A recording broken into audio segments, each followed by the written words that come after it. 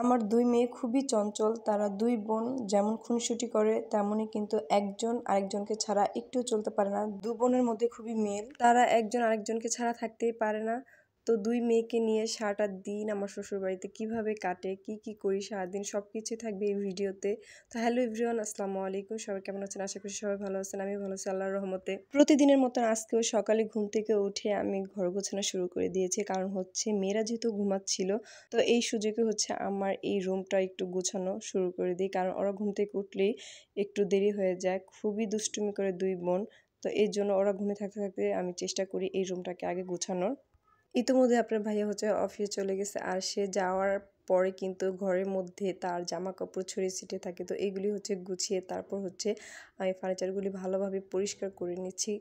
কারণ এভাবে যদি পরিষ্কার প্রতিনিয়ত না করা হয় তাহলে এত পরিমাণে ধুলো পড়ে থাকে, জানি না কিভাবে প্রতিনিয়ত এত পরিষ্কার পরেও তারপর হচ্ছে ধুলো পড়ে থাকে। তো যাই হোক, আমি প্রতিদিনের মতন আজকেও ভালোভাবে সুন্দর করে সবকিছু ক্লিন করে নিচ্ছে। আর সবকিছু ক্লিন করার পর আমি হচ্ছে ২ বালতি জামা কাপড় এখন হচ্ছে ভিজিয়ে নিব। কারণ এই জামা কাপড়গুলো হচ্ছে ময়লা হয়ে গেছে। আর মেয়েদের জামা কাপড় কিন্তু প্রতিনিয়তই বের হয়।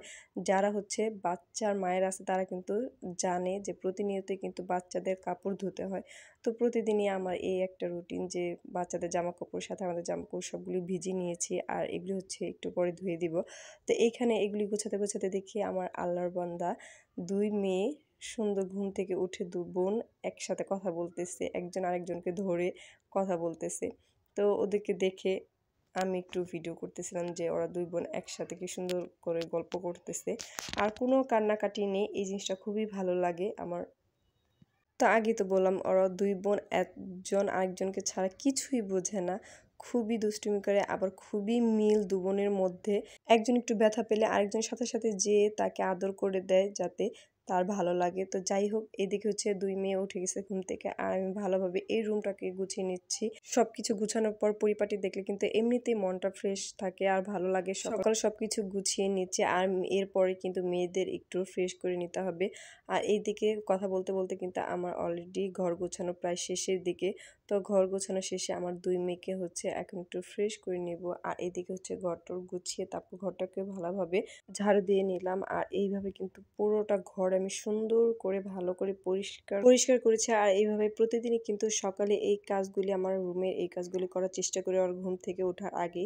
কারণ ঘুম থেকে উঠলে বাচ্চাদের দুষ্টুমিতে একটু দেরি হয়ে যায় গোছাতে আর কি। আর এই তো গোছানোর পর পরিষ্কার হওয়ার পর আমার রুমটা হচ্ছে আপনাদের সাথে একটু শেয়ার করলাম। আর এই রুমে হচ্ছে আমি ফার্নিচার রেখেছি। আর আমাদের বেডরুমটা যেহেতু খুবই ছোট, সেখানে শুধু একটা খাট আর ড্রেসিং টেবিলে রাখা হয়েছে।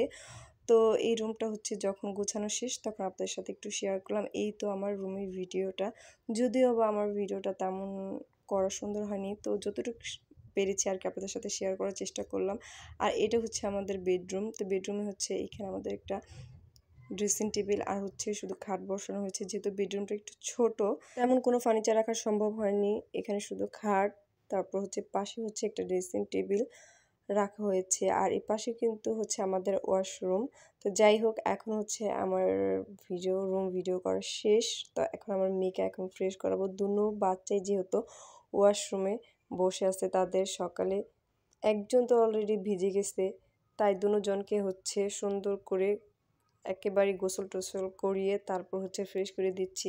এই তো দেখেন, মাশাআল্লাহ আমার ২ মেয়ে যে এত দুষ্টুমি করতে পারে আর এত নাচতে পারে কি বলবো। ছোট মেয়েতে অনবরত নাচাই শুরু করে দিছে। আফিয়া একবার নাচ শুরু করলে থামতেই চায় না, সে শুধু নাচতেই থাকে। তো যাই হোক, এখানে হচ্ছে তাকে একটু ফ্রেশ করাচ্ছি, একটু টিপ দিয়ে দিচ্ছি। আর একে কথা বলে টিপ দিতে হয়, কারণ টিপ দেওয়ার সময় যে এত দুষ্টুমি করে। আর এইদিকে আমার বড় মেয়ে চুপচাপ বসে আছে আর একটু কথা বলতেছে। ওর বোন যে এত সুন্দর করে নাচতেছে, তো সে আফিয়া নাচ দেখে নিজেও একটু নাচার জন্য চেষ্টা করতেছিল বড় মেয়ে। তো এইদিকে হচ্ছে দুজনকে জামা পরিয়ে তারপর হচ্ছে একটু ভিডিও করলাম দুনো বোনের।